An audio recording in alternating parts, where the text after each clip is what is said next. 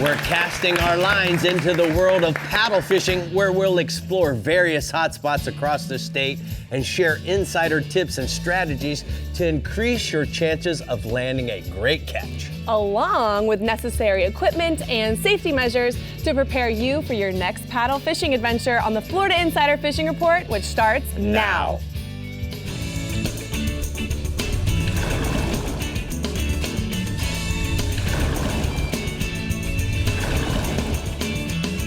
Welcome to the Florida Insider Fishing Report, presented by Yamaha.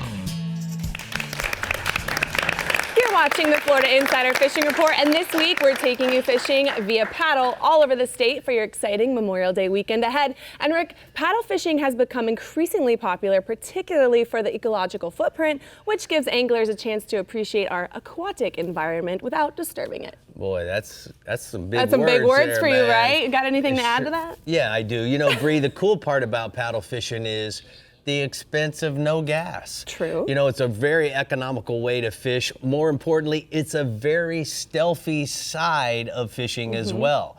There's only one way you can be quieter, and maybe that's getting out of the boat waiting. Yeah. But you can't access 300 feet of water offshore like a lot of these kayakers are doing, and you're going to hear about that from our captains real shortly. That's very true. There are a lot of pros. Well, before we break out the paddles, we're welcoming our special guests from Valley Sports Sun Network who are joining us in the studio today. And we're going to say hi to Dave over at the CCA Workbench, who has a special guest with him as well. Hello, Dave. Yes, we got Nicholas Beltran here. He's a big kayaking guy. He, down here in South Florida, fishes in a lot of bass tournaments, and he's going to show us how to set up a rig to fish in some of these tournaments down there, right? Yep. Well, that's a good-looking rig over there. All right, well, let's start out with our Front Runner Boats Northeast region and see where our paddle adventures are taking us with Captain Tommy Derringer. Go for it, Tommy. Hey, Brie, you know, hey, we're all about the yak attack here in the Front Runner Boats Northeast region. You know, it's really just a perfect vessel for a lot of fishing we do up here. You know, paddle crafts are really popular in my region. And with our huge tidal range, we're having a vessel that can get into the super skinny stuff, and really, sometimes more importantly, being able to get out of the skinny stuff can come in very handy. Using a paddle craft to fish from can make getting in and out of those areas that get too skinny otherwise for a boat can make it a lot easier. Now, some of those areas that are popular places to kayak fish in the south end of my region are going to be Pellicer Flats and the Tomoka Basin. And in St. Augustine, we have Guana Lake and Salt Run. And in Jacksonville, we have Chickapit, as well as creeks like Clapboard and Simpsons. And that's just a few of the more popular spots. But really, you know, I'm seeing kayaks and paddleboards in just about every area of the backcountry these days. People are getting fit, they're getting in shape, they're doing a lot of paddling. Now, it gets super shallow in a lot of those areas at low tide, but the fish will stay in some of those slightly deeper pockets, even when most of the water is completely sucked out of there.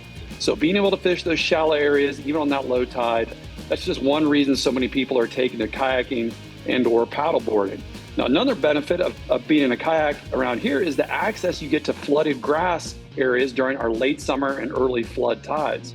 Now, you can push into just about anywhere during the flood in a yak or a paddleboard, and you know, they draft next to nothing. And there's also, Rick mentioned it briefly there, there's a growing number of anglers fishing the beach offshore for tarpon out of their kayaks. If you're gonna do that, just make sure you know what you're doing before you go that route. I know some guys that get out there and hook a fish, they're towed around for miles, which is the point of doing it, while they're fighting a big tarpon, and it can be a lot of fun. Now, speaking of tarpon, staying on the inshore side of things, you know, the bigger tarpon have started to show up in better numbers over the last couple of weeks. When all this wind that we've been having this week calms down, I'm really looking forward to getting out on the beach, chasing some shrimp boats around and some pokey pods, looking for tarpon. Now, with that being said, the inshore tarpon have been active and somewhat cooperative last couple of weeks. The bridges and the inlets have been holding some big fish on that first of the incoming tide, which we have this weekend. When the mullet have been coming in with the tide, the bridges, the tarpon have been there. They're feeding on those mullet. The dusk and nighttime bite has been good as well, especially in the south end of the region. You know, the bridges from Daytona to Palm Coast, those are going to be great places to find some hungry tarpon at night. Just free line a mullet or a large shrimp, or you can toss a big swim bait like that R&R tackle line through swim bait. That's a great tarpon bait. Let's hope the ocean calms down, guys, and we can get out there and get after some of those giant tarpon that are going to start to show up along the beaches any day now. And I've got a picture here This is a photo that I took of one of my clients' airborne tarpon. That's what everybody wants to see, man. That's the most exciting part of it. We hooked that fish right in the ICW. Cool. Now, moving offshore, guys, there's not been much offshore fishing happening this week. We've had some crazy high winds and an angry ocean, but before that blow, the mahi bite was in full swing, and it should continue over the next couple of weeks. I've got a report from our buddy Erin Johnson, she's been on some really nice mahi. She told me they've been starting at about 200 feet, and then they're going to work on out to even 1,000 feet. Now, most of the fish they've been finding have been in that 500-foot range, but really you're looking for weed lines right now. And I've got another photo here. This is Erin and Jordan Johnson with a nice mahi that they caught last week. That's a pretty fish there, guys. Sure is. Now, also offshore, guys, tuna fish run this year. Both the blackfin and the yellowfin tunas have really been showing up in good numbers. I spoke to my buddy Morgan Dewitt, who was offshore earlier this week when it wasn't so rough, and got into a good blackfin bite. He said the weeds are a little scattered. They're probably more scattered now, but the blackfins were right there on the ledge.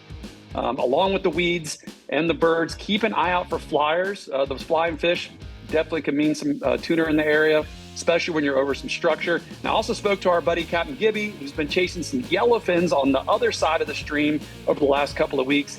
Captain Gibb tells me they've been getting to the east side of the stream, and they're going to look for a pocket of a little bit cooler water in that 78 to 80 degree range.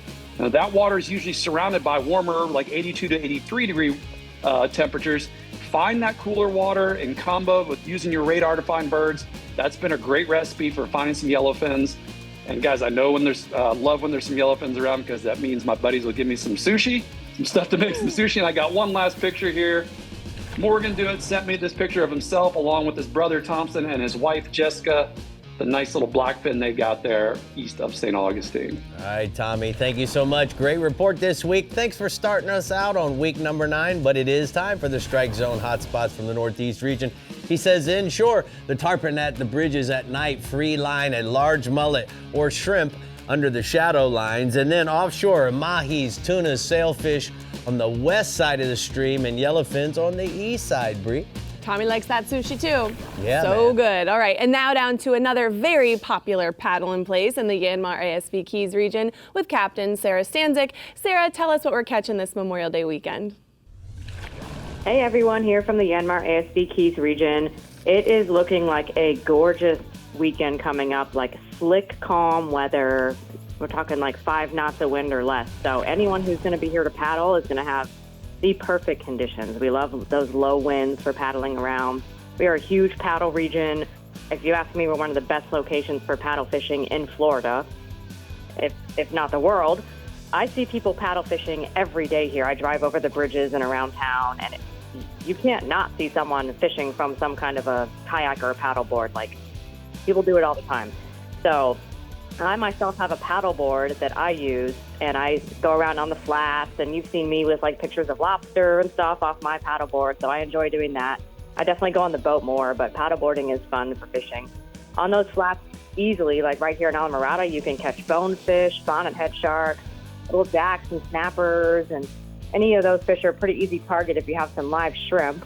So the way I've done it in the past is I just get a little bait bucket, like a little cheap one, and you just tie it off the back of your paddleboard and just tow it along with you so it's in the water. Your bait stays fresh. They have a little water flow, and you can paddle around like that for hours, and you don't have to mess with the bubbler or batteries or anything. It's super easy. But I do see people going for like big trophy fish, like those tarpon and sharks, and they have like the full setup. Like they have kayaks with like the pedals on them for their feet and use all the heavy gear. And man, what a thrill it would be to be dragged around by like one of those monster tarpon or shark. It would be a thrill, that's for sure, Sarah. All right, what else we got inshore? Let's go ahead and go in there. Inshore, one of my other personal favorite fish to catch are bonefish. Have been around lately on the flat. It's been really nice to see all those fish that are here now. A lot of small fish, but a nice healthy population. We seem to catch them every day, which is great. You've got to be stealthy if you go for bonefish. So being quiet on your boat or paddleboard, not slamming your hatches and stomping or anything. Like, be stealthy to keep yourself incognito because they're very sensitive. They hear things. Again, live shrimp are one of the favorite baits for bonefish. They will eat artificials too. And of course, they're a great fish to try to target using fly gear if you want a real challenge. Very difficult, but it is possible.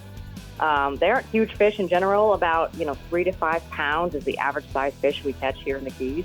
But you'll think you've hooked a freight train when you catch a little 3-pound bonefish. They scream your drag and they'll run like crazy.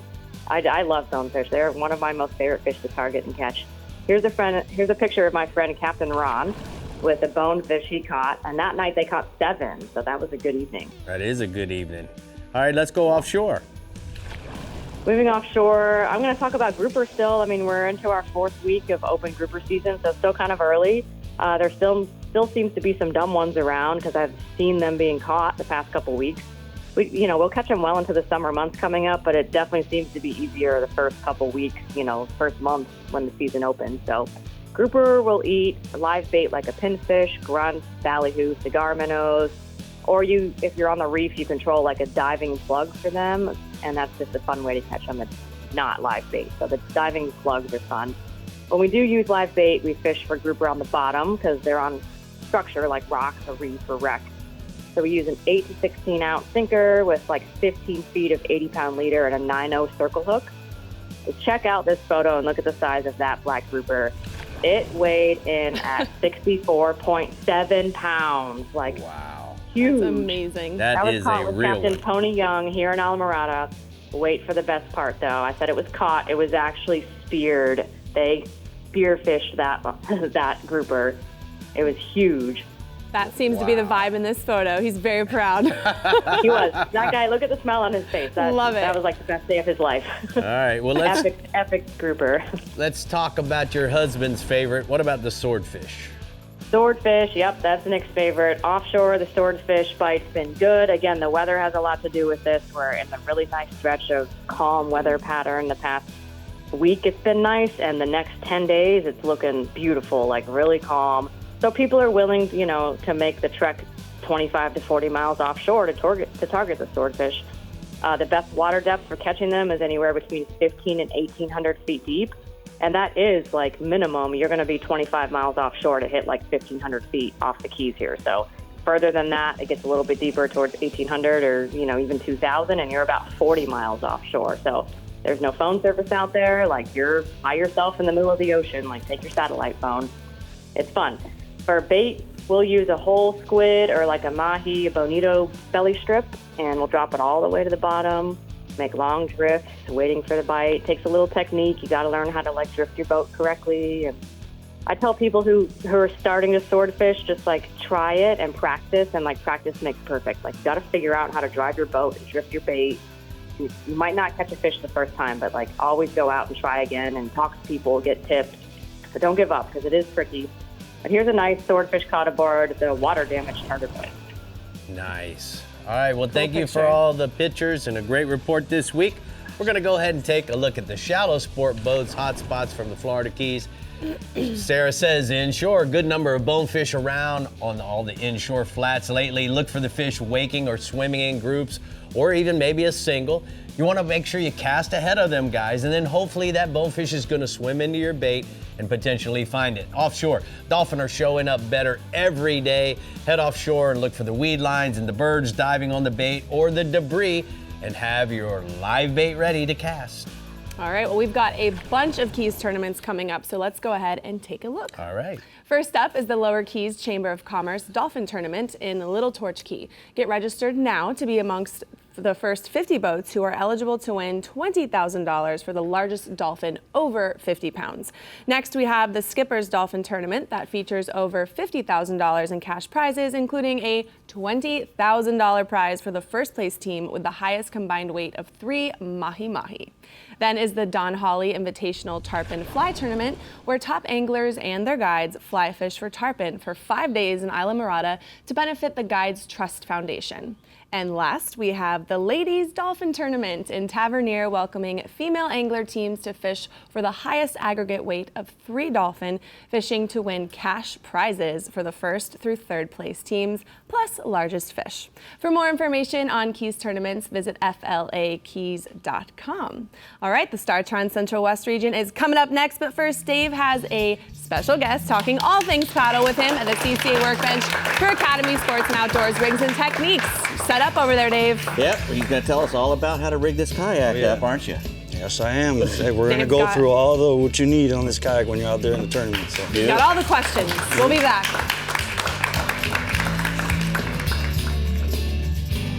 The Florida Insider Fishing Report is brought to you by Yamaha. Reliability starts here.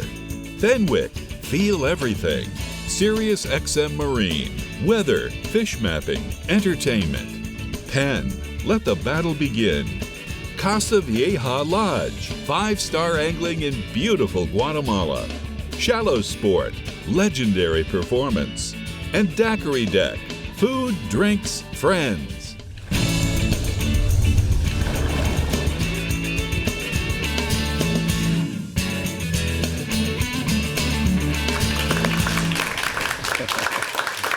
We're here at the CCA workbench for the Academy of Sports and Outdoors Rigs and Techniques, and today we're talking about kayaking.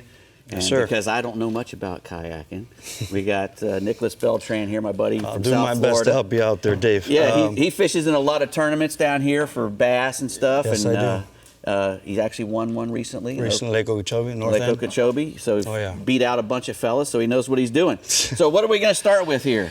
So we're going to go ahead and start with a kayak. I mean, that's one of the things obviously you need on a kayak tournament is you Yeah, need a exactly. kayak, but you want a kayak that's built for that tournament, for whatever territory you're in, habitat you're in. I've got a 12-foot kayak here. This is a Wilderness Systems Recon 120 HD. Brilliant boat. The way they made it, it's stable enough for you. You got 32 inches on width. That's the wider it is, the more Wider stable it it's is. gonna Obviously, be. on a kayak, it's better for stability. You know, if you want that for speed, you're going to go ahead with a narrow kayak. But I went with the wide to give me that stable. I love to stand up on that kayak, and I love to So look for them. you fish standing up a lot of times? A lot when of you're doing times. it? You'll see me most of the times doing that. To get to point A and point B, I'll go ahead and use a drive or a paddle, you know, to get there. But this is a perfect kayak for those Standing who are up. standing up, and ones that bring a lot of storage. So I've got that big hatch in the front of that kayak, you know, and that gives you just a better, efficient way of fishing in the tournament. You know, you're fighting with the time, so you Well, got to just make like sure. all fishing tournaments, time is the essence, and You got it, necessarily you so got with it, the kayak, you got because you it. got to use your own power to get from A to B. Absolutely. So, and you know, go ahead, and then we can go off and go on with the PFD, which I think is the most important thing. I mean, if you don't have a PFD, I don't think any tournament. But this one has some special stuff on it for the kayak. Yes, it does. So you know, you want to pick up a PFD that you actually have a lot of storage space also, because you want things close to you, be more efficient. I usually have a leash for my phone because this is a CPR tournament, so it's catch, photo, and release. So you're going to be needing a phone, take a picture on the board. And So it's you're gonna always need a good that, idea yeah. to have a phone with you when you're in a kayak anyway, just for Anyways, safety for reasons. safety, yeah. But I mean, in this case, you're in a tournament, and that's very valuable in this case. And I saw you got a knife on there. What's that? And I for? do got a knife, you know, you protect yourself. You got those gators here in, you know, South Florida especially. You need to do a little knife thing. But anyway, guys, so PFD is, you know, another thing, a very essential product you need to have on board, especially for any. And what for are any- these hog troughs here? I know you call them. So measuring board, simply, you're going to need one for those tournaments. I mean, you know, you got to measure those fish. It's the best 5. So make sure you got a good measuring board that gives you you're visible. You can see the numbers clearly. I've got 2 here. Typically, you got the plastic one. It's a low end. You know, they tend to break a lot. So I didn't really go for this that much, but I brought it here to show you guys. And then you got your Heavy metal ones. heavy metal ones, and this is the ones you want, heavy duty ones. It's not gonna to bend make or sure nothing's break. gonna happen. Right. So. And what's this little doodad right here? So this is the identifier. So every individual who's participating in the tournament, they have their little identifier. That's what lets the judge know who you are, and you know, So basically you just take a picture of your fish next to that. make sure little- that's visible in the picture. right, and you go from there. I mean, you definitely need that on the tournament. I've forgotten sometimes you forget this with the excitement. It's hard. You Right. can't get back in the boat, too. You got to paddle back. Absolutely. Now, And you were then- telling me you were really psyched about this net. So I'm psyched about this net. This is a Yak Attack leverage net, landing leverage net, and you need a net, you know, pretty much for that scenario. You don't want to miss that fish, that big fish that's going to win you the tournament. Mm-hmm. So I love Yak Attack. They come up with a lot of innovative things. This is one of those innovative things. It's been around for a while, but I just reach out back there and just, you know, pull this out, and you're ready to I'm go. ready to go. Scoop them up. That's right. And you mentioned also that another Yak Attack product you have on the kayak called the crate there. Which is the crate, which is the Black Pack Pro. This crate is phenomenal. I mean, you can adjust it, customize it as you wish. And you got how depending many on the- rods on there? I've got 4, but I typically have 6 when I'm in tournaments. But 4 for now. You can actually add more rod holders to them You could put on dividers inside to keep your tackle organized. It's a really cool thing, and I mean, I don't go anywhere, especially in a tournament, without a crate. So a crate is a big thing. The crate, Big you've got tons of tools on here all around your. And I got a lot of stuff seat. there, Dave. When I'm tournament fishing, I like to, I'm ready. I'm ready for any scenario. Anything can happen to you. So I make sure I got my bending branches paddle there, which is great. Very useful in situations like that where I have to. And this is kind of a hybrid kayak because you can paddle it and pedal it. Yes, you can. So I have the two. For mobility, I can move around and do what I need to do when I'm out there. Another thing that I think everybody should have on their kayak is a visible flag. Lake Okeechobee. Is that a regulation, or is it just you? There's some areas that you have to have a flag. You got those airboats out there, so you need that. And typically in these tournaments, you're sharing a tournament spot with boats, bass boats and stuff. Yeah. So I know when I go on the St. Johns River, I have a really low skiff, right. And I sometimes wish I had one of those things. Yeah, you definitely got to have that. That's going to save your life. Well, thanks, man. I really appreciate it. No that problem. went fast. 5 minutes went fast. Yes, Thanks very much. Hey, good job over there, Nicholas. I got the FWC on the phone. They want to talk to you about the alligator and the knife thing. I'm just saying. Give me my phone back, Rick. He's been jonesing over here to say something. That's what it was. All right. Wow. Oh my gosh. All right. Well, our anglers in the Star Trend Central West region are showing off their paddle fishing skills. So let's get Captain Jeff Page on the line to see what everyone is reeling in. Hey, Page. Yes, we do. We have a lot of paddle sport fishermen in our region. And it all starts with easy, accessible areas. And starting down south in Charlotte Harbor, around Placida, there's lots of places you can launch your kayaks in the bay to get to back bays like Bull Bay, Turtle Bay, and all the small little creeks and bayous around there. And then if you go just a little north of there in Englewood, Lemon Bay, same thing. Lots of little parks and areas you can launch, get out to the grass flats, and then along our beaches from Stump Pass back to Boca Grande, same thing. And a lot of guys do that and go tarpon fishing out of their kayaks. Now, as you get up north into where I fish, Sarasota Bay, all the way up into Fort DeSoto, lots of easy access launching of your kayak, your canoe, your stand-up paddleboard.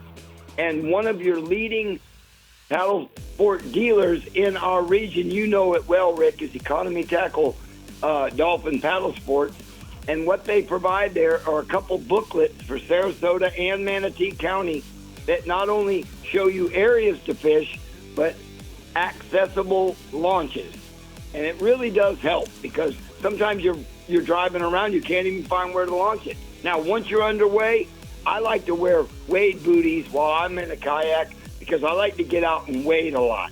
Then I can just drop a little mushroom anchor or put my power pole micro down and get out and walk. And then when I get out, I have a chest pack, but I also have a couple dry boxes in the kayak for my phone, my scissors, my accessories, and then a small cooler with my lunch and my cool drinks because we like snacks on the boat. Oh, yeah. Snack attack. Gotta have the snack. All right, and then speaking of the Power Pole Micro, it works on just about any paddle boat of any sort, as well as small flats boats. And the cool thing about them, Rick, is they run off lithium battery packs, which are good for 100 cycles up and down before you have to recharge them. Now, I've got a couple photos tonight. One is just Kayak Nation getting ready to hit the water right there in Palmasola Bay, right there by the causeway.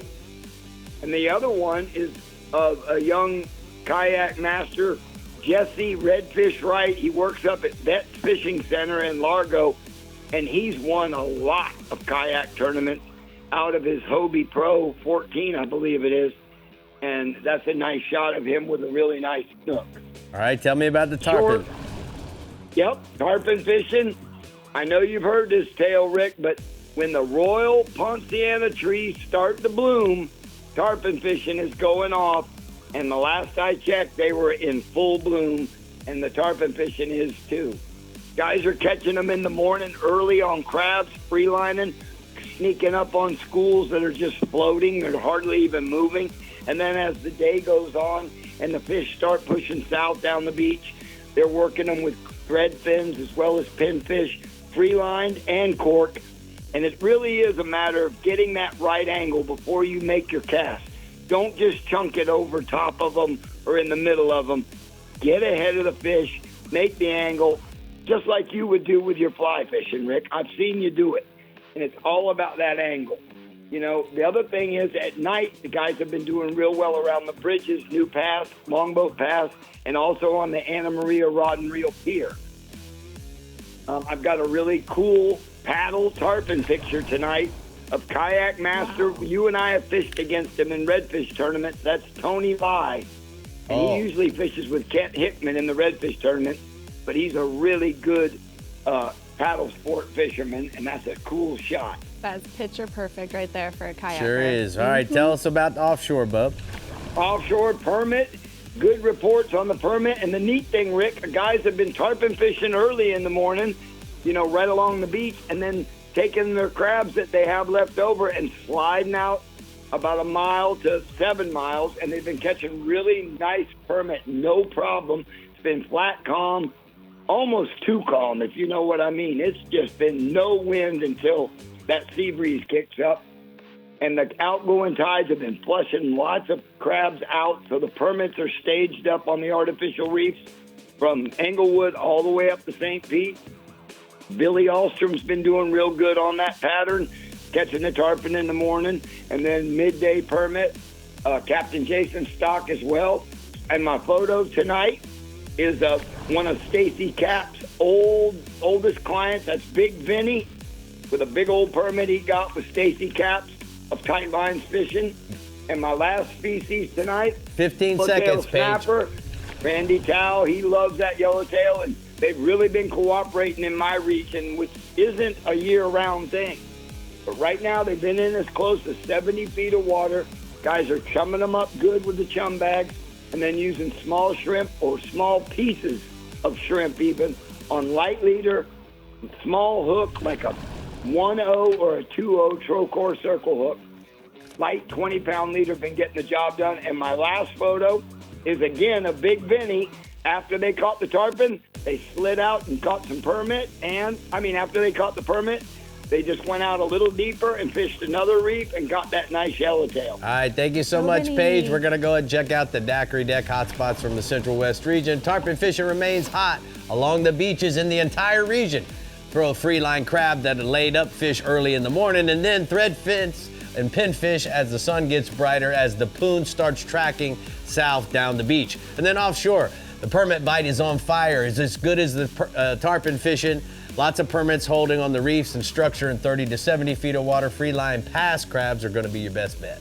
All right, well, attention all paddle anglers. You too can have the opportunity to enter the CCA Florida Star Competition presented by Yamaha. Any fish you catch can be entered in the open divisions of redfish, trout, snook, tarpon, kingfish, grouper, and dolphin. Plus, anglers fishing from a non-motorized watercraft can additionally enter fish in the bona fide kayak division. The competition begins this Saturday, and there are so many ways to win in CCA Florida Star, but you have to be registered. For more information, head to ccaflstar.com.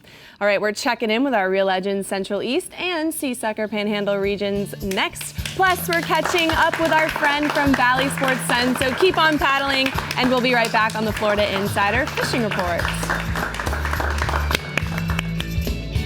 The Florida Insider Fishing Report is brought to you by Power Pole, Total Boat Control, Berkeley, your fish, our science, Bahio Sunglasses, blue light blocking, radically clear lenses, Sea Sucker, easy on, easy off, incredibly strong, Blue Water Outriggers, everything for your outdoor adventure, Kubota, together we do more, Front Runner Boats, performance-built offshore fishing boats made in the USA. And Yanmar ASV, a leader in compact equipment. Well, as you can see, joining me now is Steve Tello, the general manager of Valley Sports. You know, Steve, we've been working together for quite some time. I've actually been on your network next year, 30 years. But I know. This show has been around. It's something that we created a long time ago, 2004. Right. And we're happy to be your partner for sure. Well, thank you. We're happy to have you. 20 years, an amazing show, 500 shows. 500 episodes we celebrated in April. Yeah, it's terrific. And, you know, the show got better and better, and the following got larger and larger, and we're really happy you're on the air and giving people some great information and hopefully getting people off the couch and going fishing. Yeah, and you know, one of the things that we were talking about in the commercial break was the kids that go to your baseball games and your basketball games and hockey. Those kids are exposed to those pro sports, but then you guys, because of how important it is to create the next generation of athletes, you air a lot of fishing programming. Well, and we hope it catches on, you know. I mean, we think that this is the place where people love to fish. They come all over around the world to be here, and so we hope that, you know, they watch this show and they go out and get a rod and their dad takes them out and we go fishing. Well, there's no doubt that a lot of people in the state of Florida were #1 in licensed anglers and boat registrations, for sure.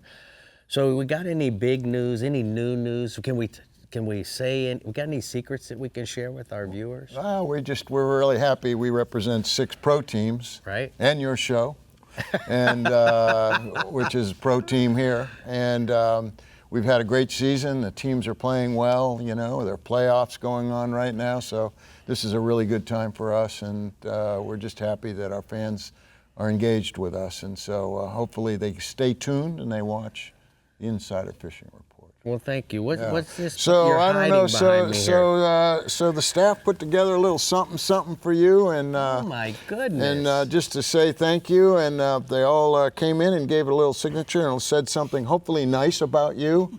Wow. I know they said everything nice about Brie. I'm not sure about you, but anyway, we wanted just to say thank you so much for being such a great partner with us and doing this show. It's just really terrific. Thank you so much. It's a labor of love, and trust me, the partnership happens because of how generous you are to us and your team here. You have the best team in the business. Yeah, we got many staff members here tonight, and we really thank you. Well, we're grateful for everything. But Brie, we got a show to continue, and Brie's always the dadgum favorite. Well, every time. no, it's not true. It's not true. We're glad to have you here. I'm repping the Valley Sports gear as we speak. All right, well, the paddlers in the Rio Legend Central East region are getting pretty sporty when it comes to getting on the fish. Isn't that right, Jim? They sure are. But you know what? If you're a Florida sports fan or an outdoorsman here in the state of Florida, Valley Sports is the place to be. I just have to say that because they have a great lineup of programs. And I tell you what, there's something for everybody out there if you enjoy the outdoors or sports. But going back to paddling, the number of paddle-operated craft that we have has exploded like mosquitoes after a July rainstorm in my Rio Legend Central East region over the past few years. I'm really impressed, though, with the number of kayakers that are pushing through the surf break to try and fish those near coastal waters for tarpon and sharks and big jacks and kingfish and stuff like that. But this type of fishing requires some specific gear that most anglers sometimes don't think about. Now, the most important of these, in my opinion, is a quality fishing reel. And this reel needs to be really tough, and it needs to be virtually waterproof to stand up to all the elements. So, like myself, I use the Penn Slammer 5500 or 6500 series reels because they have an IPX6 waterproof rating, which is ideal for this type of work. And then anglers, you know, if you're wanting even more waterproofing and you can opt for one of Penn's flagship reels, you know, the Authority is it. And it has an IPX waterproof rating, and that reel is incredible. If you guys haven't tried it, you've got to get at least one. It won't be the last one you buy, trust me. So either of these type of Penn reels are ideal for doing this type of work. And for baits, you know, live pogies, pilchards, greenies, mullet, they're all really good choices for the predators that I mentioned above. Great lures, especially suspending lures, and saltwater sass and Artemis shad in the green hornet or Houdini colors catch just about every species out there as well. Anglers are also taking advantage of the triple tail fishing with the weed patches that we've had lately, and you can free line a live shrimp on a small hook, and that's the best way that you're going to get these fish to come out from under some of those weeds, because we've got lots of weeds coming along the Space Coast here. So, you know what? It doesn't matter if you're a paddle-powered angler or not. You can get out there right now. You can catch some big fish along the Space Coast, and you can feel, especially if you're in a paddleboard, you can feel like you just got launched from one of the pads at the Space Center when you hook into one of those big fish. Now, going back to the triple tail, I've got a photo here. And this is a photo. Can you believe this photo is 10 years old? Gosh, yep. Wow. I can. Brie doesn't look a day That's older. pre-baby. I look very pre-baby. She's stunning. Look at this side by side. I can't believe it.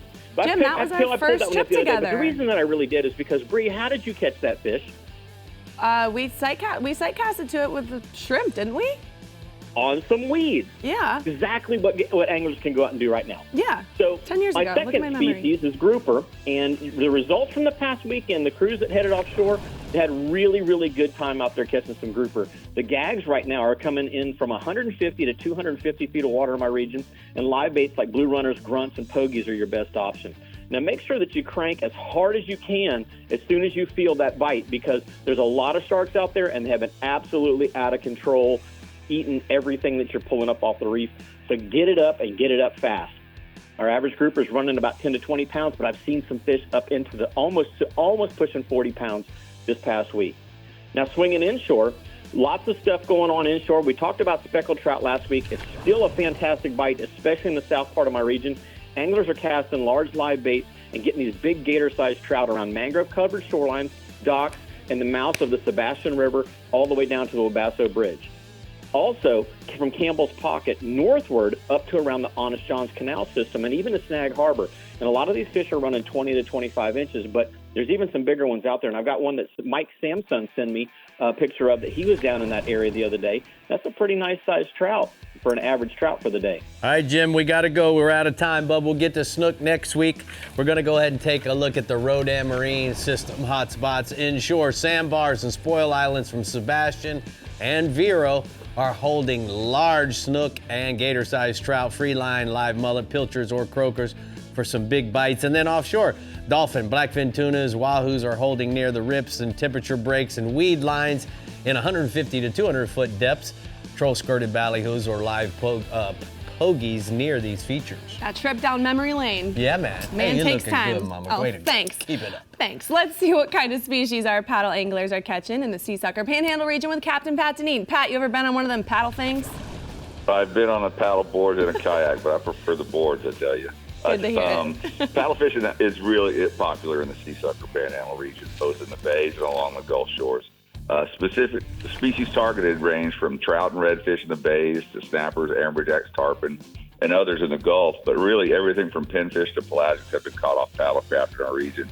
I even know of a swordfish that was landed at the spur from a kayak a few years ago that was brought out there on a mothership kind of operation. But they sure, hand crank the swordfish off the bottom from a kayak. And I'm kind of on the fence between paddleboard fishing and kayak fishing. But like I said, I prefer the paddleboards. The visibility afforded from standing up, in my opinion, is the way to go. But either way, they're a relatively affordable way to get on the water, and the versatility is amazing. Great places to paddle fish include Port St. Joe and its beautiful bay, the backwaters of Panama City, Santa Rosa Sound, and anywhere off the Gulf beaches. And really, the Gulfront beaches have relatively good access, and the water right now is super clear, and the amount of life along the shoreline is pretty impressive. So if you got a paddleboard or a kayak, take advantage of it right now and get offshore or right along the beaches in the Gulf. And then staying inshore, redfish are numerous in the Panhandle, and fishing for them is good right now. Nice schools of fish are being found along the beaches throughout our region as well as in the bays. And the weather's been really good for finding them. It's been super calm, crystal clear water. Good areas include beaches off the Cape, the shore between Crooked Island to Shell Island, and the Air Force and National Seashore beaches between Fort Walton Beach and Pensacola. And the redfish are usually up on the first bar or just off the bar into the gully, often close enough to the dry sand that you can see them from the beach. When you find them, throw light-colored swim baits, slow-work topwater baits, or free-line live baits. And don't be surprised if all of a sudden you bump into a huge, enormous school of Jack Crevalle. There's a bunch of them running around out there. And a fellow fishing with me this week, Ryan Copeland, there's a photo of him. He's from Austin. And he caught a real nice redfish Monday with his son Charlie in the background doing battle with another redfish. And we found some cooperative fish and wore them up pretty good. Moving offshore, Rick, the dolphin fishing has been real good. This calm weather that we've had all week's provided some real good fishing for dolphins and wahoo, basically from the 100-fathom curve and offshore into the canyon. And if you find some good sargassum lined up or in big patches, you can be in for some great fishing. Troll-skirted or unskirted ballyhoo, small to medium lures, a lip diving plug or trembler along the grass lines and patches. And really anywhere that line makes an abrupt direction change, like a 90-degree turn. Make a couple laps in that area before moving on. Often those corners are where a lot of fish hang out. Keep an eye out in case you find some fish that aren't interested in full baits. You can round up and try live bait or cut bait fishing for them. The dolphins are running 20 to 30 pounds, but some bruiser 60-plus pound wahoos have been caught as well. And then finally offshore, just like last week, the amberjacks are still hanging on those wrecks for those that want to catch and release brawl. You want to target those big metal wrecks, 80 to 150 foot of water.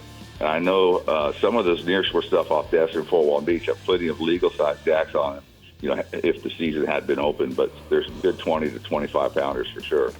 Free-lined or weighted blue runners over these spots have a very short lifespan. Once you hook up, pull off the wreck to avoid being wrecked or eaten by a shark or a Goliath. Like Jim just mentioned, the sharks have been pretty savage. Keep a bait in the water while fighting your fish. Often other fish are going to be hanging around with that hooked fish. And there's another pic of Ryan from Austin with a quality catch and release amberjack he caught earlier this week fishing with live blue runners. So he had a great day on the water. And if you want a great day on the water, man, make sure you sign up for that CCA Star Tournament. It's underway, and don't miss out. Multi-species format, great prizes. Not a big fish tournament, but a species tournament. So more entries that you enter, the more chances to win. And so go fishing a lot, enter your catches, and hope for the grand prize of catching that tag redfish. All right, bud. Thank you so much for that CCA mention. We're going to go ahead and take a look at the blue water outrigger hotspots from the Panhandle region. Pat Tarr says inshore, crystal clear water and calm seas make it ideal for sight casting conditions along the entire Panhandle region. Be ready for anything, redfish, jacks, tarpon, and sharks. And then offshore, run towards the spur and look for grass lines and big rafts of grass. Troll, mixed spread of lures and ballyhoo for the dolphin and the wahoos. Here to share with the class? He was rolling my card off and ran over his foot, and he was hobbling around He's got the giggles. I saw it. He's got the giggles. All right, our Fish Bites East region is more than ready to get their fish on this Memorial Day weekend. And Dave is looking pretty ready himself over there at the CCA workbench with some Taco Marine new products, aren't you, Dave? I've got a lot of stuff. A plethora. I got a lot of stuff. A plethora. You're the stuff king. Stuff king. Well, some people would say I'm stuffed. We'll be back with the stuffed stuff. The Florida Insider Fishing Report is brought to you by Academy Sports and Outdoors. Have fun out there. Penn, let the battle begin. Alta Equipment Company, where uptime matters. Ameritrail, load, launch, relax. Rodan, set it, forget it, catch more fish. Discover Crystal River, Florida. Bass Assassin and Saltwater Assassin. Best lures, period. And Maverick Boat Group, makers of premium boat brands Maverick, Hughes, Pathfinder, and Cobia.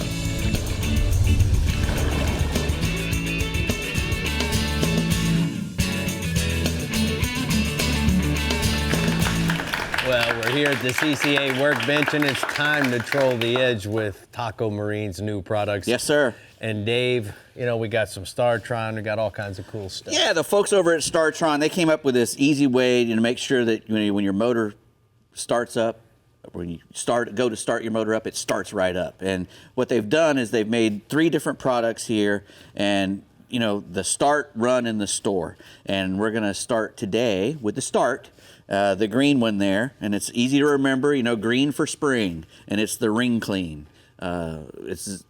It's made to make sure that all your fuel system is flushed and cleaned out, and it's as soon as you get your boat out of the storage, put some Ring Clean in it, run it through there, and you shouldn't have any problems after that. It's a deposit control compounds plus an enzyme package in there. Correct. Improves fuel burn. Correct. It's ideal for, after you use ethanol fuel. A lot of people say, oh, don't use ethanol gas. But you can use ethanol gas with ethanol in it if you do the proper things after you put it in there. And that little bottle there treats up to 160 gallons. That's correct. Now the blue. We don't talk about those, man. We're not allowed to talk about the blue? No, we're talking about the blue next week. Okay. I'm glad you told me that. Yeah, we're only doing one. Okay. Next we've got the Penn Fierce 5 rod and reel combo. Actually, it's the 4. I have a hard time reading Greek. They do it by the Greek numbers, but it's a 4. A platform that gets the job done. It's got a graphite composite blank, 7 foot long, 1-piece stainless guides. I love stainless steel guides. I don't like the 2 pieces. I'm always clipping those little things out all the time. EVA grips, a nice medium action rod on there. It's got the 4,000 reel. Right. 6.2 to 1 gear ratio. Correct. It's a quarter to a 1 ounce for the rod, to throw your lures. Right. Waited Your lure for. weight. Exactly. 4 stainless steel ball bearings, and it's got a full metal body on there as well. It's got the nice line guides on it. 10 to 30 pound braid rating. Where do we go to buy it? Penfishing.com. All right. Now, Penfishing.com. some stuff from Academy. Yep, we got the H2OX Express Double Willow Swim Blade spinner baits. They come in 4 different colors. They got the nice 3D eyes on them. Come in a 1/4 ounce, a 3/8 ounce, and a 1/2 ounce. I love to throw spinner baits. They're easy for anybody, especially for a beginner angler who wants to catch a bass. All you have to do is you throw it out and reel it back to you. You don't have to really worry about having any kind of finesse worms or any of that kind of stuff. I like how they put the 1/2 ounce on the bottom so you can see when you got 400 of them in your box. Yeah, exactly. And those things are only like $2.99. Come on. Yeah, so you can buy bunches of them and don't have to worry about losing them. All right, I'm gonna give you $5 for the 3. Academy of Sports. There you go. Next, last but not least, here we got the TH Marine Safety Stops Kill Switches. This is for boats. Any boats up to a dual inboard or outboard boat. Fits just about every motor configuration, meets all the Coast Guard requirements. You only have to drill a 1.5 inch diameter hole to fit this thing, and just have to have 1.5 inch depth, room for it. Right. Nice black mat to fit your dash. It's got a nice extra long and extra strong coiled self-retracting lanyard, so you hook that up to your life jacket or whatever. You can still move around a little bit without getting too far away. But this is made, once you get too far away from the helm, clip stops your motor, because that's what you want. Right. We want everybody to wear these things, especially when you're underway. I know a lot of guys won't do it when they're sitting still idling, but if you're underway, you should have that kill switch attached to you somewhere, because the things that can happen to you if you go into the water and that motor's still running, none of them are good. No. So yeah, you want to make sure that motor shuts off if you leave the vessel. What was good tonight was TH Marine Yep. Supplies.com. Your performance over here was outstanding. Good Both job. of you were Man, outstanding. I I had a can't front speak row for view. some reason. Do my lips look bigger? Because they feel huge right now. Just as big as your mouth. All I right, can't speak. We're fishing inshore, offshore, and freshwater for world-class game fish in the Fish Bites East region. All you have to worry about is access. Talk paddle to us, Captain Mike Holliday.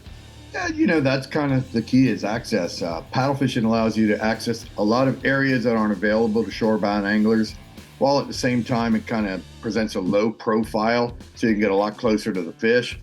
We've got some great paddle fishing in my region. You can launch off the beach in Lake Worth and fish offshore, or you can go down to Hope Sound Wildlife Refuge or the Vero Cove, launch off the beach there and fish for kingfish, tarpon, or snapper. Or you can go to the Indian, St. Lucie, or Loxahatchee rivers, anywhere you find an access point, and fish for snook, sea trout, or tarpon. Twin Rivers Park and Round Island Park and Indian River are great places that have their own kayak launches. If you like the freshwater fish, you can target largemouth and peacock bass in the Lake Ida Osborne chain. Just launch at John Prince Park at the boat ramp there. Or you can fish the Savannahs Park in Fort Pierce, or even target the big bass in the headwaters Lake and Fellsmere out of a kayak.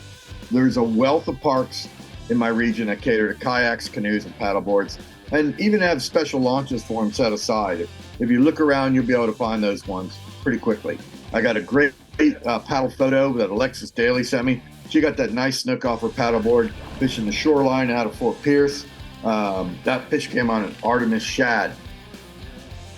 The other thing we got going, there's about a week left into the spring snook season. This is the last week in May. It's when we see a lot of slot and overslot push into the inlets in my region. The dock lines inside the inlets, the jetties, the beaches, just outside the inlets, all have fish right now. They're locked in on mullet, sand perch, and pilchards. So you can throw everything from a swimming plug or a 4-inch saltwater sass and sea shad to a flare hawk to a die dapper and do well. Anything that really looks like a bait fish right now is going to work really well. There's also a lot of overslot fish being caught on the seawalls and shorelines in the St. Lucie and the Loxahatchee rivers. Taylor Creek has a lot of fish around the mouth of it, and the spillways in my region are full of fish right now. This is a really good time to start your day throwing topwater plugs, or an Artemis shad in the mullet colors. Pitch a live mullet up against the seawall at dawn or in the middle of the day. Average snook in my region is going to be like 5 to 15 pounds. All right, let's go ahead and head offshore, bub. You got a photo for a snook? Oh, I do. That's Kevin and Nick Jones. I got that snook at the St. Lucie Inlet, and that fish ate a live croaker. Oh, all right, so let's go offshore then. Yeah, the last 2 years, the mutton snapper bite has been one of the most consistent sources of action for bottom fishermen in my region. This year is setting up to be another epic year for snapper anglers. The reef off Palm Beach in 90 feet of water, the Juneau Ledge, the Loran Tower, the 6 Mile Reef, all those areas are producing good fish right now. We have a swell running on the beach, and it's going to go all the way through the weekend.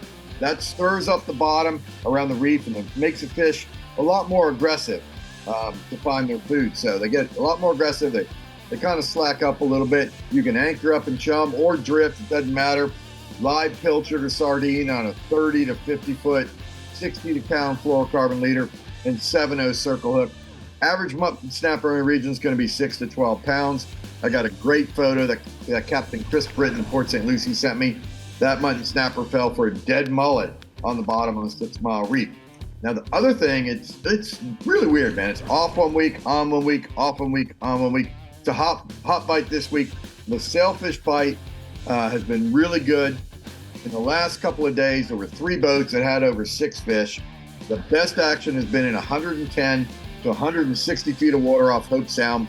But, you know, there's fish spread out all over the region, particularly to the south off Palm Beach County. The boats that are doing really well are the ones that are targeting sailfish by putting up kites and power trolling with live pilchards or goggle eyes, or they're slow trolling with live Spanish sardines, working the color changes and the temperature breaks. It seems like the bite's been best early in the morning, and then they get another afternoon bite. Midday seems to be shutting down a little bit. Average sailfish in my region is 30 to 40 pounds. And I got this great sailfish shot of Captain Cody Rubner of Stewart. He took the time to revive that fish, make sure it swims off healthy. That's a big key to catching sailfish in our region right now. All right, what's the key to catching bass this week, Holiday? Well, you know, the water levels are still dropping on that Toho Kissimmee chain. It's getting pretty low, but what that does is it concentrates the bass. They're up in the shallows blasting smaller topwater baits, frogs, and prop baits. I was talking to Captain Steve Nymiller of BassOnline.com. He said the fish are spread out in the shallows. The real key is to find some eelgrass or peppergrass in 3 to 4 feet of water. And the better stuff has been on the northern and eastern end of the lake, up around Goblets Cove or any of the canals in that area, because that's got the cleaner water.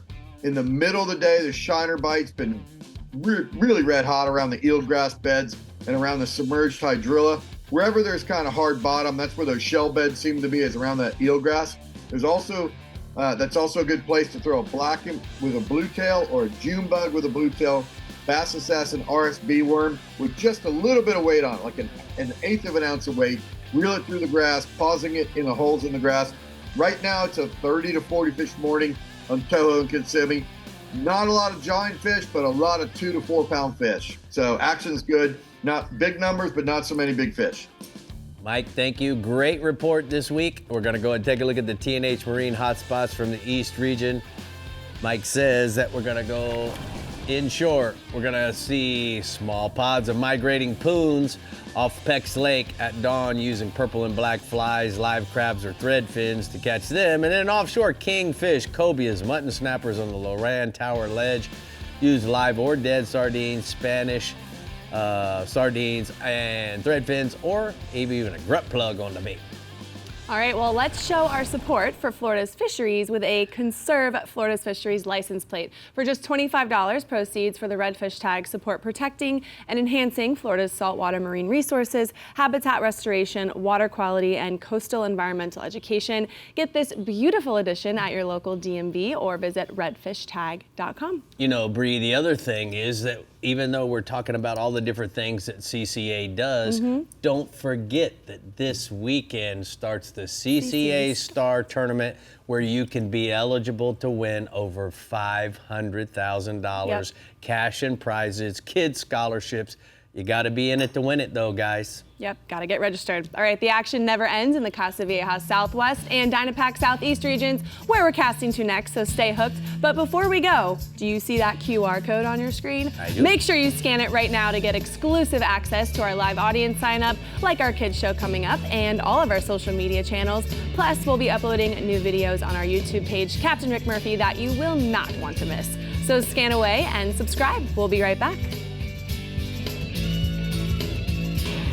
The Florida Insider Fishing Report is brought to you by StarTron. Start, run, and store with StarTron. Berkeley, your fish, our science. CCA Florida, the voice of recreational anglers for over 35 years. Tin Cup, Mountain Whiskey. The Florida Keys and Key West. Come as you are. Diamond Fishing Products. Our reputation is on the line. Murphy's Law Sport Fishing. Book your trip today at murphyslawsportfishing.com. And Strike Zone Fishing. Welcome back. All types of watercrafts are taking over the Casa Vieja Southwest region, so let's see where our hot spots are with Captain Ronnie Houston. Go for it, Ronnie. Well, this Memorial Day weekend, don't forget, CCA starts. So remember, you can't win if you're not registered. You know, paddling in the region, there's no shortage of opportunities throughout the region, whether it be kayaking, canoeing, or paddleboarding. Simply search rentals for the area you would like to go to, which some of your prime areas I recommend and mention are Everglades City, Marco, Naples, Bonita Beach, Pine Island, and Port Charlotte. Now, if you already have one, there's plenty of access all through the region. Just about anywhere you want to put in, there's plenty of access all down the coast. Now, right now, if you do put in off the coast, the beaches presently have plenty of snook and tarpon that can be caught. Passes and bridge spans are producing snook as well as tarpon, snappers, jacks, and ladyfish. My point is this: as soon as you launch, the fish catching opportunity begins. Right now the water is clean, sights and sounds are beautiful. That's what it's all about, enjoying the outdoors. Matter of fact, I have a picture of a young boy down at the Naples Beach early Sunday morning when I went to walk to go snook fishing, and obviously he knew where they were because he was paddling in my zone. On the inshore side, the snooks, like I've mentioned for the last few weeks, this bite is hot and it just seems getting better week to week, especially on the outer coast. Now your beaches and passes, especially the beaches at high tide, passes mid-tide, whether it be incoming or outgoing, all we're really looking for is that good current. Now to the south, your outer Gulf points with current around blowdowns, deadwood, or feeder creeks. Now your lower tides, outside edges and troughs. Your Everglades backcountry on the windy days when the outside might be a little too rough or the water is dirty, you want to concentrate on fishing feeder creek points with current or windy shorelines. You know, most baits you're going to be needing are either live pilchards, cut baits on the bottom, topwater walk the dog lures like the Berkeley Jaywalkers and the hijackers, simply tossing out gold spoons and retrieving them in, or the soft plastic bassitas and 4-inch sea shads. The clean water, you want to be using the root beer, and in the little dingier water, whiter chartreuse will work. Here's a nice snook that was recently caught in a tournament last week. That's Dan Bartlett, and of course, he was slinging the candy. Offshore side, the yellowtails. Yellowtails and mangroves to the south. Your wrecks and ledges, depths right now ranging anywhere from 85 to 105 feet. But as you go a little further to the north, you can start off at 65 and work your way up to 85. Now you can chum and use a variety of cut baits, then drop back depending upon where they are on the water column. You can flatline, you can use just a little bit of weight, or simply use bright colored jig heads anywhere from 1/8 ounce to 1/2 ounce depending upon the current and where the fish are on the zone. You can also try catching them right on the bottom by simply using chicken rigs. A couple nice snappers that was caught with some groupers while fishing with Capt Mike Avalon down in Naples. Nice. Last species is going to be the permit. If the weather is good, most of your wrecks, towers, and artificial reefs are all holding fish, some more than others, and believe it or not, these areas are public knowledge. You can search and it will give you a list of numbers. Then you can start fishing instead of fishing most of the common ones you fish that are really pressured. Try something different. You might surprise yourself. Best baits right now have been the live crabs. The live shrimp and bucktails will work, especially on those schooling fish. I have some recent permit caught while fishing with Captain Brie Gabrielle out of Naples. There's a couple nice permit. Remember, guys, great weekend, 3-day weekend, Memorial Day weekend. Just a little tip, keep an eye out for those afternoon storms. Before you guys decide to go boating this weekend, double check all your safety gear, make sure everything's up to date, just in case you run into a little problem, so you're already prepared. Have a great Memorial Day weekend. Thank you so much, Ronnie. The midnight was a great report. We're going to go and take a look at the Serenity Bait Company hotspots from the Southwest region. Ronnie says inshore trout from Marco to Lossman's fishing the outer Gulf points, targeting blowdowns, logs, and stick-ups, strictly using top waters to catch the biggest ones or your personal best. And then offshore, groupers and snappers from Fort Myers Beach to Stump Pass, fishing wrecks, ledges, and hard bottoms with cut and live baits, chumming, or maybe put them on the bottom. All right, in the Dynapack Southeast region, we're getting the paddle skinny, and we're getting skinny with the paddle. So, Jimbo, take us into the weekend. Yep, that's right, Brie, and hello, everybody else. You know, paddle boards and kayaks, they just keep getting bigger and bigger. I think before long, they're going to put motors on them, and we might just call them boats again. But, you know, a lot of these new ones, especially the kayaks, they're equipped with electronics, rod holders, and bait wells, which makes them great for both inshore and offshore fishing. Now, the biggest advantage of paddle boards and kayaks, especially when fishing inshore, is that they can go into some really skinny water and they're extremely quiet, making it easy to sneak up on any of them spooky shallow water fish. Now, most of the beaches and boat ramps throughout the region are kayak and paddleboard friendly. For most areas, it's only a 2 to 2.5 mile paddle to get offshore into the deep water, from which I'm told is 45 to 60 minutes, which I like an outboard to get me there quicker. But it's not uncommon for kayakers to catch sailfish, kingfish, and even mahis out offshore. And then on the reef, they catch groupers and snappers.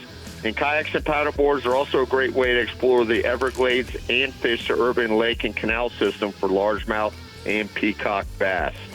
Now, staying inshore, big tarpon have been hanging around all of the inlets and also around the beaches adjacent to those inlets. They're being caught in the late afternoons and the evenings, and a live crab has been the bait of choice, but also a big live shrimp or a live mullet will work. There's also been tarpon inside of Cape Florida and Key Biscayne, and also around any of the deeper holes throughout Biscayne Bay and the ICW for that matter. These fish in the bay, they've been biting throughout the day on live crabs and mullet, or you control a swimming lure. And then there's also been schools of mullet scattered throughout the ICW from Miami north to Lake Worth Inlet. And those tarpon have been feeding on those mullet first thing in the morning. If you don't have any live mullet, you can try throwing mullet pattern swim baits to them. And a lot of these tarpon, both in the inlets and in the bays, have been up to 100 plus pounds. Oh. Now, moving offshore, our best offshore fish has been along the edge of the Gulf Stream, where the blackfin tunas have been biting in depths from anywhere from 120 to 250 feet of water. Best baits have been live herrings, pilchards, sardines, and goggle eyes. You can fish them under the kite, or if there's not enough wind, which we've had that issue the last few days, you can drift them or flatline those baits. And we're scaling down our leaders a little bit for these tunas, 30 to 40 pound fluoros and 4.0 to 6.0 circle hooks. Now, most of these tunas have been nice ones in the 25 to 30 pound range. There's also been some tunas caught trolling small lures and feathers, but the size of those ones on the troll definitely is not as big as a live bait caught fish. The tunas on the troll have been biting throughout the day and on the live baits for the most part. But first thing in the morning and then late in the afternoon from around 3 o'clock till sunset has been the best. We had pilchards the other day. We had them chummed up. We had tunas up to 30 pounds. Now, I got a photo here. This is Mickey from Link Construction with about a 25-pound blackfin he caught aboard the Thomas Flyer last Saturday. Nice. Now, along with the tunas in the same areas and depths have been a pretty good amount of sailfish. Areas with blue water and north current has been where we're going to find the most sailfish, but they've also been popping up in the green water. We've been using herrings, pilchards, and goggle eyes under the kite or on the drift, basically the same rig as the tunas, using the light fluoro leaders and circle hooks. The only problem with the 30-pound fluoro on the sail, we do break a couple of those off, but got to take your chances. And just like the tunas, best bite's been late in the afternoon, and then those live chummers will also help get those sailfish fired up. So, Jimbo, got a question. You've been catching tunas now for about 2 weeks, and I've been sitting patiently by my phone waiting for you to call me so that we could film a YouTube video on tuna rolls that you were going to make me. What the heck is going on? Well, we're just going to have to wait till next week. I've been eating tuna rolls the last 3 nights, and I got to tell you, they are really, really good. But we're going to have to catch a fresh one day next week, and we will get that done. All right, Jimbo. I'm slightly disappointed. Tell Mama Jane she's on the bad list. It's not her, it's me. Okay. I'm the sushi master. All right, Selfish Sushi Master. I'll talk to you next week. Thank you so much. We're going to go ahead and take a look at the hot spots from the southeast region. He says look for the rolling tarpon or marks on your fish finder in your local inlets and drift small live crabs and live mullets for tarpon up to 100 pounds, Brie. And then offshore drift or slow troll, kite fish, your live herring, sardines, or goggle eyes along the edge of the Gulf Stream in 90 to 250 feet of water for a mixed bag of blackfin tuna, sailfish, mahis, and maybe a smoking kingfish. Did you call him a selfish sushi master? Yeah, selfish sushi master, because he's keeping all the sushi and he's not sharing it with me and you. That's true. I didn't get a phone call either. No. But I do have some smoked kingfish that we got from our trip with him that Dave made, and I'm not sharing. Just so you guys know, I didn't get that either. No, you didn't. Nope. All right, anglers, get ready for the Key West Marlin Tournament. It's okay. July 19th through the 22nd. This fun-filled sport fishing event is limited to the first 75 boats and coincides with the 43rd annual Hemingway Days celebration in Key West. For more information and to get registered, go to keywestmarlin.com. All right, the Discover Crystal River Northwest Region captain is our last man standing between us and the fun 3-day weekend ahead, so hang on to those paddles a little bit longer, and we'll be right back on the Florida Insider Fishing Report. Nice.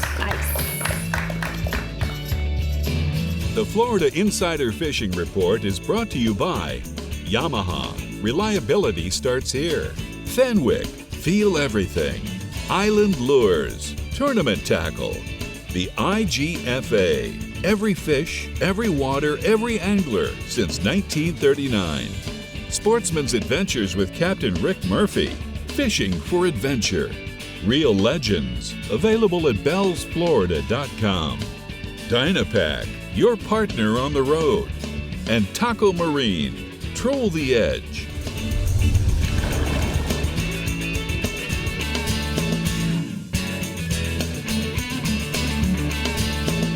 Hey guys, today's Power Pole tip of the week is about how easy it is to install your power pole. Now this particular power pole, we used a jack plate adapter plate, which works very well because you don't have to drill any holes into your transom. So let's talk about how easy it is to install. It's real simple. We got 2 bolts that bolt to the side of the jack plate, like this T&H Marine jack plate. And then we have the 4 bolts that will actually bolt the pole to the bracket himself. Now keep in mind that power pole makes 70 different brackets. So all those guys that are in pontoons or little technical poling skiffs, we have the ability to mount these things and make it easy and fun for you. For you guys that want to save a little bit of weight on a technical poling skiff, you might want to bolt it straight to the transom like we used to do old school. If you have any questions about any installation or any power poles, just simply go to powerpole.com and those questions can be answered for you. And that's today's Power Pole tip of the week. So Brie, the one thing that you have to remember, whether you bolt to the transom or you use one of the adapter plates, is you gotta make sure that you mount your power pole high enough so that it's not dragging in the water when you're underway. That's very, very important to slow down the performance of the boat. And there's 70 different adapter plate. That's crazy. Yeah. Go power pole. All right, there are lots of reasons to hone in on your paddle skills in the Discover Crystal River Northwest region. So let's see what our prize catches might be with Captain Jeff Hageman. Kayaks, canoes, and paddleboards are a great and stealthy way to fish my region. Less expensive and a little bit less maintenance than compared to other boats, and a whole lot easier to transport. They even make paddleboards that fit into a backpack that you can inflate when you get to your spot. We've got lots of places you can go to get out and kayak in our area. There's places in Wheaton Island that have kayak trails. There's places at Fort DeSoto that have kayak trails. Tons of rivers and springs all throughout my region that are, you can get out there and see old beautiful Florida, and it's hard to beat getting out there in that super skinny water in our region and catching those redfish that are tailing before most boats can even get to them. So it's a great way to do that. And there's even places that rent them. And you can skip gym day too. because you're going to get a little workout when you're out there paddling around looking for some fish. You're right about that. Moving on inshore, Captain Lee out of Port St. Joe reports some good action during the incoming tide this week. Early morning has been producing best with artificial baits is the way to go right now. Gold spoons and mullet-colored paddle tails are doing very well for the redfish. The bite slows, add a little chartreuse tail to that, and get them going again. He's using 20-pound fluorocarbon leader. Right now, that water is crystal clear up there. So light line, light leader, about 28 to 30 inches of it is the best. Afternoon bite has also been good as the evening tide starts to fall out. And I've got a beautiful photo. We have a Port St. Joe redfish. Nice. Take that. All right, what else you got for us this week, bub? Moving offshore, Captain Rob Davenport, Big Nasty Charters, reports good triggerfish bite right now. Season will be closing soon, but right now you can still catch them and enjoy eating them. They're catching them on hard bottom right now in 140 to 180 feet of water. Using small pieces of squid on a 2-aught to 3-aught circle hook, 60-pound fluorocarbon leader, and a 6-ounce lead. And I got a picture of Tyler with a couple beautiful triggerfish. Love eating those guys. Don't like cleaning them, but love eating them. They'll wear out a knife, won't they? Oh, they will. Captain Rob also reports the red grouper bite's been good. Red grouper bite's been good in that 150 to 180 feet of water. He's using a bottom rig with 60 to 80 pound fluorocarbon leader, 6 to 8-aught circle hook with 8 to 10 ounces of lead. Thread fin herring tipped with a little bit of squid works best. And I got a photo here of me out with those guys. Me? Me. Look at you, me. Look at me out on a day fishing. Good for you, Jeff.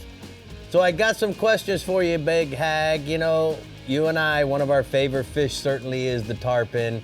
This is certainly off topic for tonight, but it is primetime tarpon season. Yep. You think, where do we sit with your migration? I know you're fishing in the Boca Grande area right now. Do you think the fish are acting more like the middle of June, or do you think that's on schedule? Most definitely the middle of June. The fish are already doing that pre-spawn ritual, and I think they're going to break free on this next moon and go out and do their spawning thing. They've been real nose to tail on the flats right now and on the beaches, and they've been gorging themselves at night and not acting great during the daytime. So I think that pre-spawn thing is definitely kicking in, and I think it's definitely acting like that second week of June already because of the temperature. All right, so one other question. So when they roll offshore, you think they're gonna come back, or do you think that's when they go from offshore up to Pat Deneen's region or through Tampa Bay? I know some fish come out of there and then they go south because the flow on the West Coast will be from north to south. What do you think about that? I think we're going to lose a little bit of our fish. I don't think we're going to lose lots of them because a lot of them are still on the flat. We do have a ton of fish in the pass right now, but all the fish on the flat are going to have to move to that pass before they even think about leaving. And we just got a bunch of females last week or so. So those bigger fish are definitely moving in, and they're definitely thinking about spawning. All right, Bub, thank you for clearing that up for us. We're going to go ahead and take a look at the Ozella Key Marina hotspots from the Northwest region. He says, inshore, snook on the outgoing tide around the passes and the beaches using pinfish and sardines for bait. And then offshore, hogfish, grunts, sea bass on the flat rock and sandy bottom. Make sure you use cut shrimp on a knocker rig, and don't move it if you want to catch a hogfish. There you go. Well, we're speaking of tarpon. Jeff Page mentioned something about the poinciana tree. Right. Tarpon, dolphin, and mutton snappers. Mutton snapper. What about this tree? So the Bahamians, when that tree, the Royal Poinciana, turns bright orange, they know that's when the mutton snappers are spawning. In the Florida Keys, when it's bright orange, and I'm not talking about one tree, I'm talking about when you see lots of trees and they're bright orange, they usually say the mahis follow that. And then Page, in his region, which is in the west coast of Florida, he says that a lot of guys think that the tarpon associate with that tree. And you know what I think? What do you think? The humidity is what makes that tree do its thing. And the nighttime warm temperatures, all of those things come together at the same time, and that's what makes it turn orange. Beautiful. There you go. Love it. All right, with the paddle boards, canoes, kayaks, and any other watercraft you might be taking over, this weekend is the perfect occasion to get out there and do it. But before you start breaking out your patriotic gear, stay with us a little longer so we can tell you what we're reeling in next week on the Florida Insider Fishing Report. Welcome back. Next week we are talking tuna, so make sure to tune in. We know that the Thomas Flyer's been catching a ton of tuna, so it's a good time to talk about tuna. Maybe we should have Jimbo come in here. Maybe we Yeah, should. we can roll. Why not? I think The you're Jimbo right. All right, well, Thomas happy Flyer. Memorial Day weekend to everybody. Please be safe out there. And thank you so much to our Valley Sports family that came and joined us today. We really appreciate you and everything you do for us. And we'll see y'all next week. Reeling in some tuna. Thanks, guys. Tuna.